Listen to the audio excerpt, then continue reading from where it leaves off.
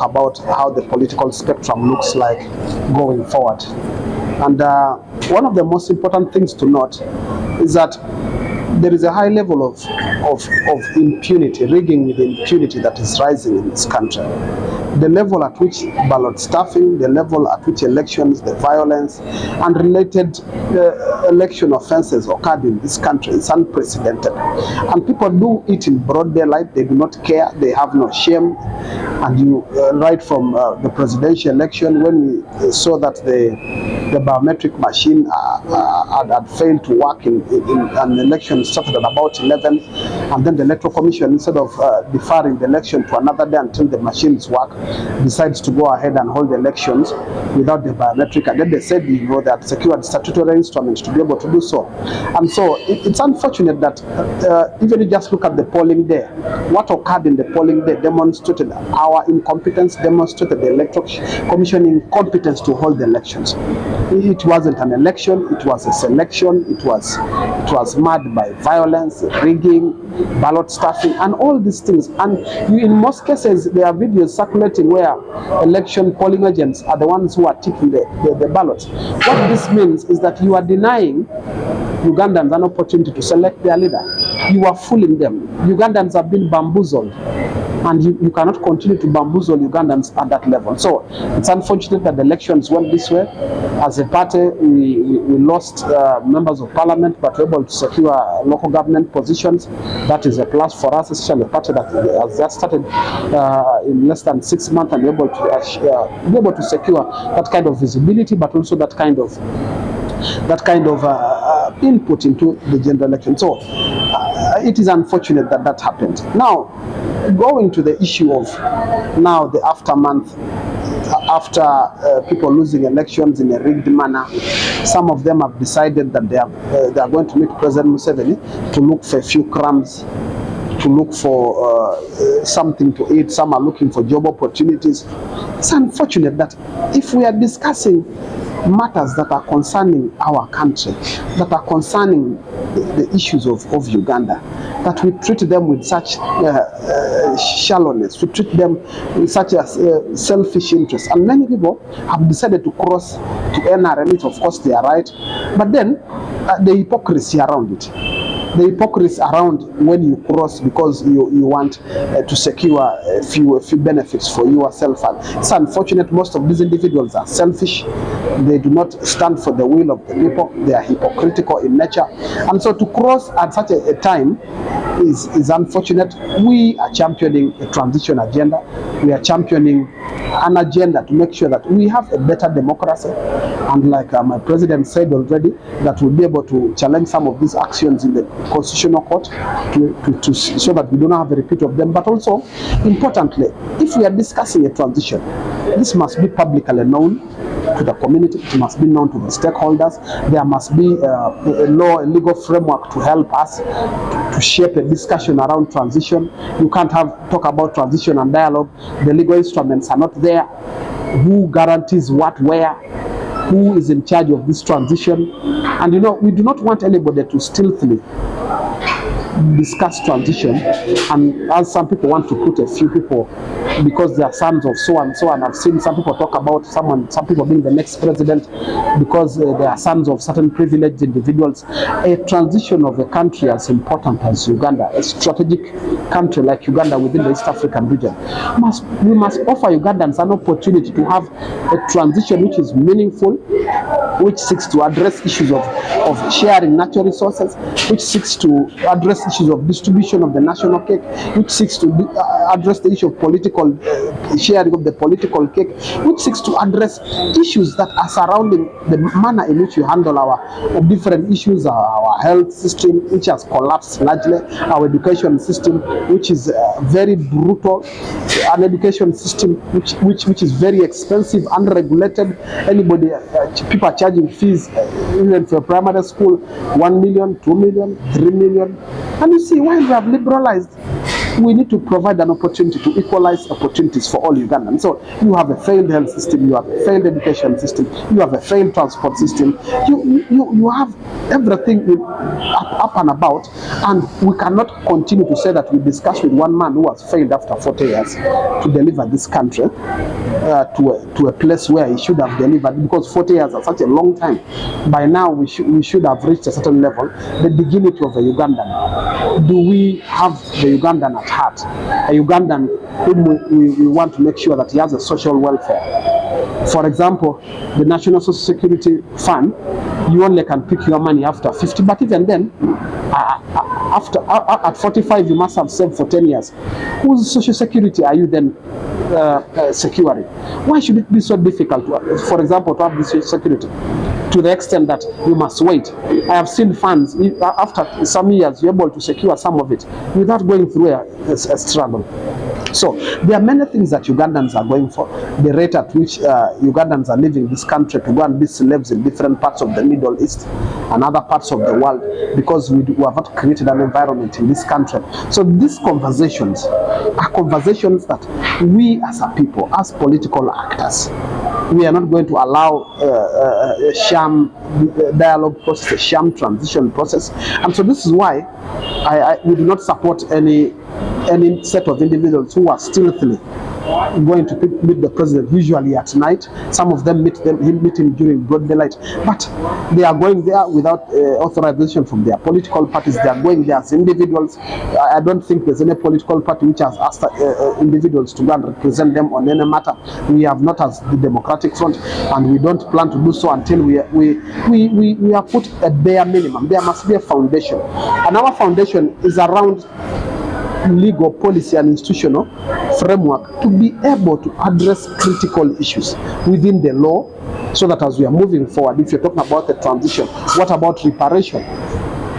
What I talk about reparation of communities, what I talk about underserved communities, what I talk about communities that have gone through turmoil for the last so many years. And you know, how are you going to create an equalization? Because you cannot do this because you have feelings, or you want to exercise anyway your right to cross to a party. But we need to allow Ugandans to be able to get proper leadership. And I can tell you, because of this kind of behavior, the people are getting frustrated in leadership. They are getting frustrated in democratic process, because for a very long time our leaders have chosen a path of betrayal. They have chosen a path of selfishness, because you want to accumulate wealth or accumulate resources primitively for your own self and for your family. We must take note that we cannot make progress in Uganda without sacrifice, without struggle. We cannot make any progress without some form of suffering. Ugandans who are steady must begin to think about having a process which requires sacrifice, which requires some form of suffering, which requires struggle, so that we can be able to redeem this country to a level where we want Uganda to be. Otherwise, to have a conversation around petty conversations about wanting a ministerial position, wanting a speakership position, maybe wanting a position because of position, and then you are selling a struggle. It's unfortunate, and I would not support this. What I know is that officially no candidate has come out openly to acknowledge that they have met the president. We do not have this report, and if some of them have met the president, then they have met the president secretly, I would want to say, and so it is premature to say that I know of any candidate who has met the president, who has contacted me, or who has officially taken a photo moment with the president and his officials. So I wouldn't want to comment, but even then, there is a commission of inquiry that is in charge of handling matters of disciplinary, and this committee is headed by the Right Honorable Mathias Mpuga himself, the president. And whenever issues complex as such, issues of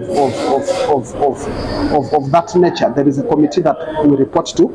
And I know, like the report you are saying, if there are some individuals, then they should be appear before the committee. If they do not appear, then it means that they have already made a decision to leave a political party. But importantly to note, there's freedom of association. Freedom of association and disassociation. So we do not want to hold them. Our frustration is that if these candidates are meeting for the sake of a few crumbs, it's unfortunate that you meet a president because you want a few 1 million or 20 million, whatever it is, because you want to satisfy your immediate needs. We do not operate like that as a party, and I would urge our members not to take that position of stealthily. If you want to meet the president, there are right channels. We go through a party and we agree as a party, then you can formally meet if we agree. But if you do not agree, then you cannot. If it is at represent the party, at a personal level, I wouldn't even support you to do that. But if you are meeting and the reason is political nature, then you have to seek authority from the party, and anybody who does such, of course, will be put under disciplinary action. We will decide the next course of action for those kind of individuals. So while they did not win, but we had some individuals who showed prowess in the elections. Most of our candidates who won were not declared, because as I told you, there is impunity.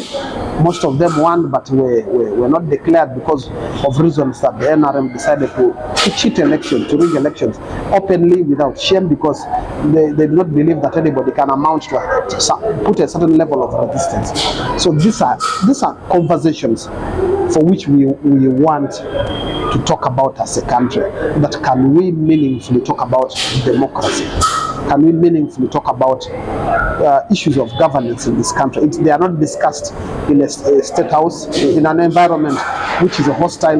Even if we are to hold the dialogue, the state house is not the best place to hold the dialogue, because it is unfriendly. The security checks are over and above. We need to have a place for dialogue to be meaningful. The environment where it is held, the spaces and the places, the freedoms people are able to exercise, again through consent. It's not about people just being taken there because they expect some few monies. I think that is not the way that we handle business as a party, and I would urge our party members not to follow any suit in as far as meeting the president is concerned. We are solid. We believe in our ideology. If there is a conversation, the NRM will write to the party, we will respond officially, and we can have a conversation in an official and organized manner where an agenda is known, where we know who gives the guarantees. If we are not sure of the guarantees, how do you go into such a dialogue without guarantees? So who will guarantee your discussions? Let's talk about in Sibambi's discussions. What guarantees are there that the political prisoners are going to be released? Because it's risky to talk when you have no guarantee that they will be implemented. I don't think one of them will be implemented. So we need guarantees. Who offers guarantees? If we can't do it as a country, we can co-opt individuals around Africa. You know, Uhuru Kenyatta has now developed some political muscle to handle issues of transition. We have the Museveni Obasanjos, we have the Jonathan Goodlacks, the individuals, the Ban Ki-moons, the Kofi Annans, individuals who, when they come into a matter, can be able to offer some form of guarantee. If others also volunteer, like the US, Donald Trump and so on, they are welcome. But in this context where you go and have a conversation where you have no safety nets, I don't think we can have such a. That's why we want to create an enabling environment for a transition, for a dialogue. In the current context, I don't see anything as such happening. Okay, according to DF's agenda before elections, you had an agenda of transitional reforms and reconciliation agendas. Now you have no candidate in 2026, 2031. Are you still pushing that? Yeah, because Parliament is the repository of the people's will. However, in a situation where the people's will has been denied, where the people cannot send the representatives who should be in the Parliament, then we have other alternatives. of achieving this. Of course, there's what we call judicial activism. You can use the law, and you know we have a line of lawyers and experienced individuals who can handle constitutional matters and human rights matters. So we will use judicial activism. We will use other advocacy methods. We will use engagement. We use the public to engage. We are now engaging with the media here. We are engaging and talking about these issues. So ours is to engage, and it will not stop at engaging on the reforms, on the transition, on dialogue. We will not stop all these conversations because we don't have members of parliament. Whatever spaces that we will use outside the parliament, we will use them. But also importantly, we have local government actors who will use those platforms also to continue our elected leaders at the local government. So we will use whatever it takes within our means.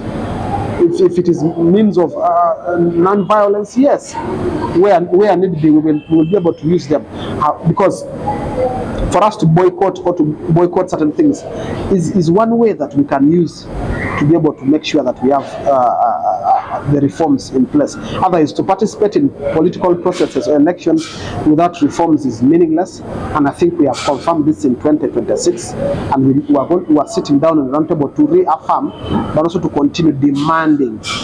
We will demand for these reforms so that by 2030, 2031, we are going into an election where we are sure that the outcome is fair. Otherwise, it's right now we are not sure. We are not sure of any outcome, and so whoever wins has to win, or whoever is declared wins because there's a quiet negotiation with certain powerful individuals in government. And that's what happened for most of the elections in Uganda. Those that are even in opposition, most of them were declared by consent, that by certain powerful individuals. This is outside the cameras.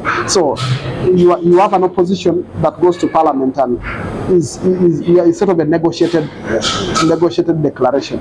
It's meaningless. So we have to continue demanding, and Ugandans must stand with us in as far as elections and democracy and governance are concerned, and as far as their issues of their essentials of life, which I talked about, are concerned: health, education, mobility, name them, human rights. In as far as all these issues are concerned, for us, we will continue to demand, and we want our people to stand with us. Honorable, the last question. The Electoral Commission led by Bakama used to say before election is that the exercise was going to be free and fair. According to you, was this true? But you see, the end justifies the means. The means with which the elections were conducted, as is now very clear that the elections were not free and fair. Actually, I can say that the Bakama Commission failed to hold free and fair elections in Uganda, and they do not have the moral authority. If I were Bakama, I would resign, because he must know that he has failed this country to hold peaceful elections in this country, and because of that failure, and we are now having the quality and caliber of leaders that we are going to get in parliament, and this is a disservice to this country. It's unfortunate that at his level is able to do that. It's unfortunate that the EC has failed. They failed us on machines. They failed us because they guaranteed us West taxpayers' money, over 150 billion, to buy biometric voter verification machines, and they cannot work. And you are telling us that you are guaranteeing the outcome. Taxpayers' money was misused to train people to be able to know how to use these machines. I was part of the training in the sub-region of Teso. In as far as the guarantees for that, they told us that these machines must work. Finding out that the machines are not working, that was a big disservice to this country. And the Bakama must come out publicly and apologize, not trying to defend, because of the failure of the Electoral Commission to be able to do this. And it's unfortunate that this is happening. I call upon my colleagues in the Democratic Front and individuals that seek to find a political home, that the Democratic Front is an open party. We welcome individuals to join our party. It's a party where you freedom of ideas, freedom of exchange, you can relate and do many things. I would urge that BF is a new political entity, a new political formation that many individuals should join, and it's a good place. I would also urge our people of of the East, let's become our candidates. I know it's unfortunate most of us lost and most of us were rigged out, but let us continue to focus. We are rebuilding, we are refocusing, we are repositioning. And so we will continue engaging. This is not the last time that we are going to engage, but we're going to build something that is solid, something that is a future of this country. And this is what our promise is. Otherwise, I bring greetings from the President, I bring greetings from the Democratic Front that